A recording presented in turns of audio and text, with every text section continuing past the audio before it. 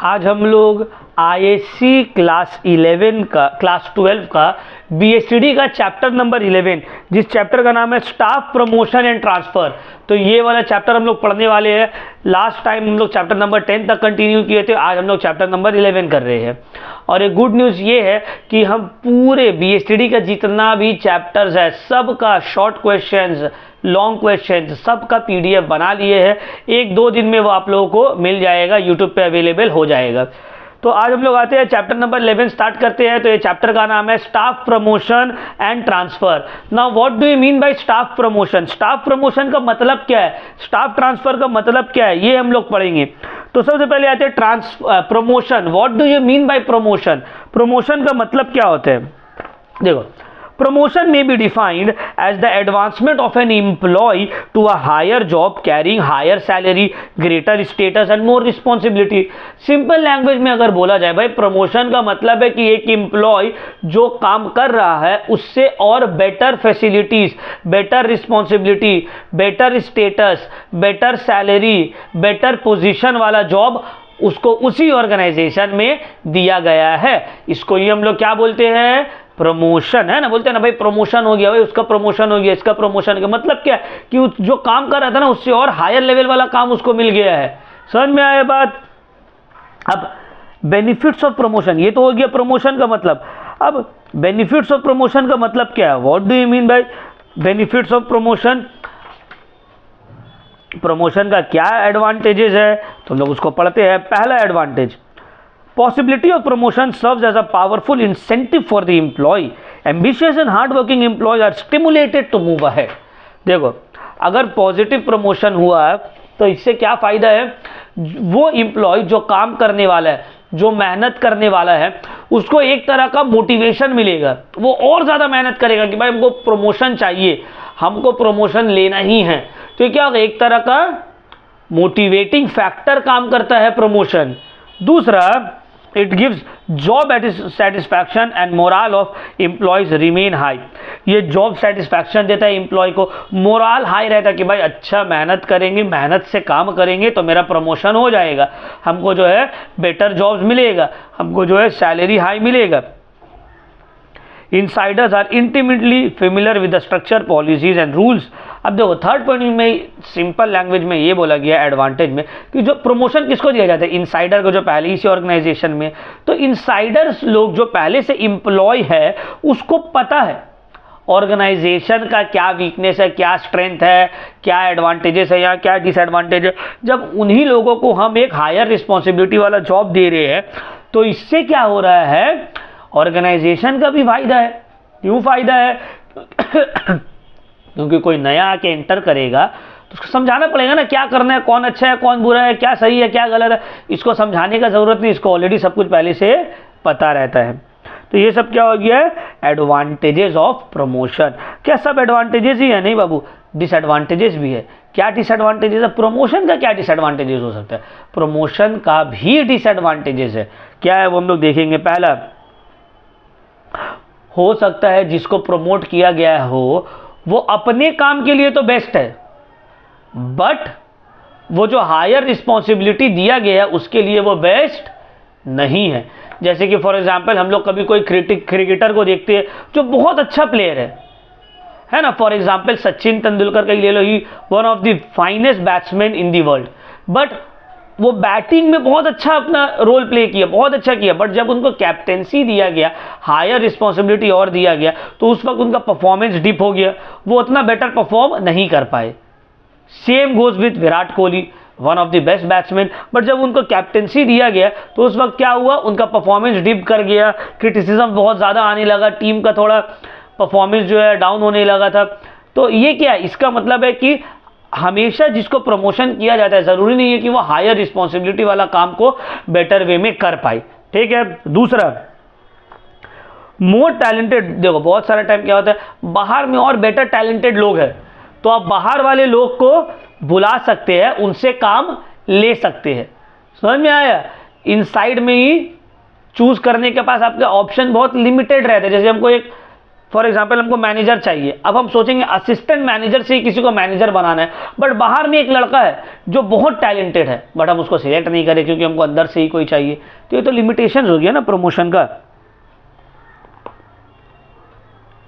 अब प्रमोशन में बहुत सारा टाइम फेवरेटिज्म आ जाता है। 4 आदमी है, 4 में से 2 बहुत अच्छा है, बट वो लोग मेरा फेवरेट नहीं है यार, हम उसको प्रमोट नहीं कर सकते, जो मेरा फेवरेट है हम उसको प्रमोट कर रहे। These are all limitations. समझ में आया बात ऑफ प्रमोशन। अब आते हैं open and close promotion. Open promotion क्या होता है, क्लोज प्रमोशन क्या होता है? देखो, ओपन प्रमोशन का मतलब होता है all the employees are considered as candidate for the promotion. Open promotion मतलब किसी को भी हम प्रमोशन कर सकते हैं, जैसे कि प्रिंसिपल का पोजीशन खाली होने वाला है स्कूल में, अब ओपन प्रमोशन है, मतलब कोई भी टीचर को प्रिंसिपल बनाया जा सकता है, प्रमोट किया जा सकता है, ये हो गया ओपन प्रमोशन।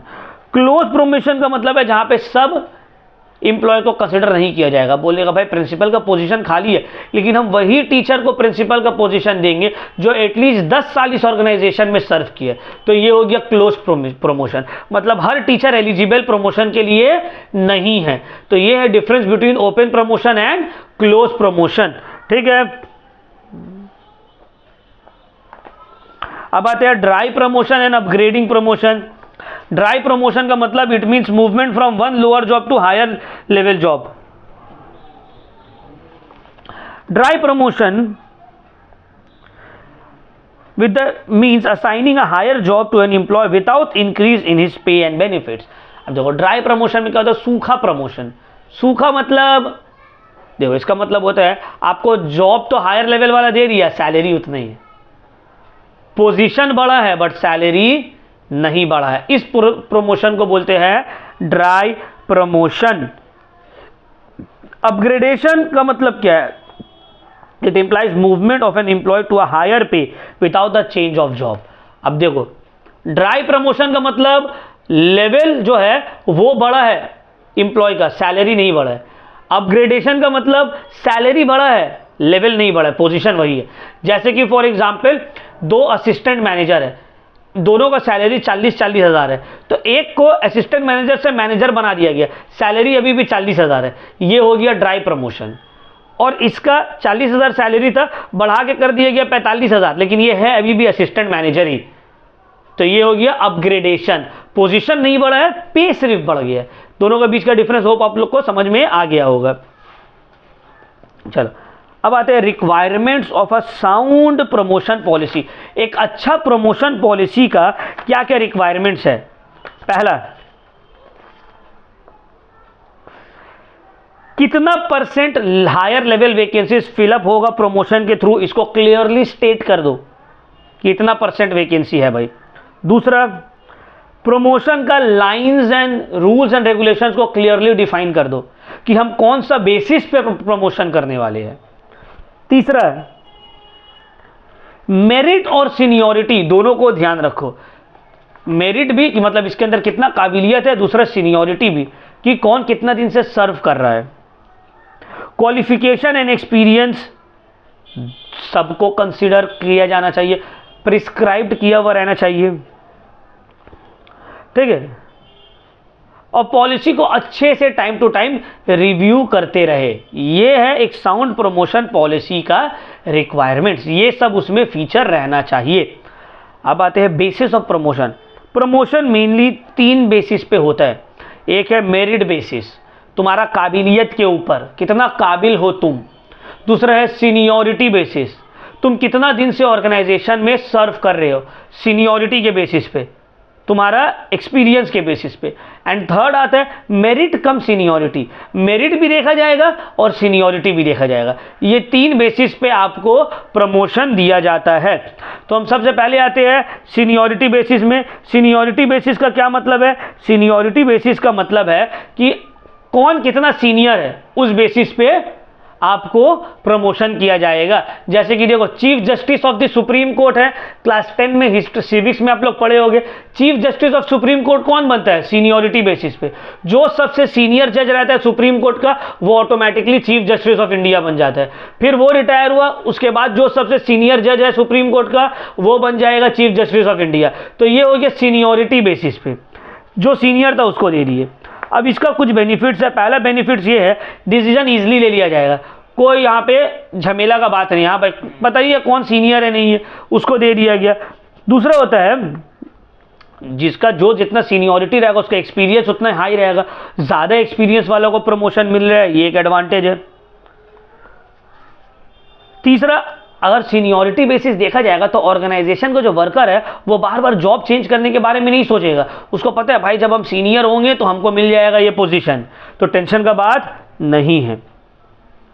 और देखो सीनियर एम्प्लॉय को जनरली बाकी सब एम्प्लॉय जो है वो प्रीफर करता है, रिस्पेक्ट करता है, ठीक है। तो ये सब एडवांटेजेस है, उसका जो बात है सब इजीली मान लेगा, है ना। घर में जो सबसे सीनियर मेंबर है वो कुछ बोलते हैं तो हम लोग क्या बोलते हैं, हाँ ठीक है चलो मान लेते हैं। तो ये वहाँ ऑर्गेनाइजेशन में भी होगा।